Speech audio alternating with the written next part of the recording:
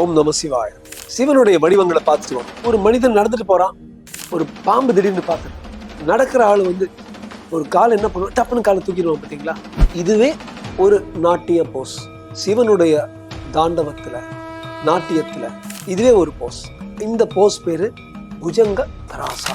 பாம்பை பார்த்து அப்படி மூவ் பண்ற போல ஓரளவுக்கு மட்டும் காலை தூக்குனா புஜங்க தராசா, ரொம்ப காலை தூக்குனா புஜங்க லலிதா. இந்த ரெண்டே புஜங்க போசஸ் தான் சிவனுடைய 64 போசஸ்ல நாட்டிய போசஸா பாம்பை கொண்டு வந்திருக்கு. இது பண்ணும்போது கையில ஒரு பாம்பை வச்சு ஒரு சில படங்கள், ஒரு சில சிற்பங்கள் அதுவும் வந்திருக்கும்.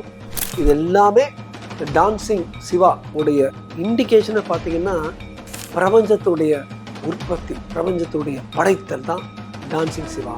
புஜங்க தராசா சிவனுடைய ஒரு வடிவம். ஓம் நம சிவாய்.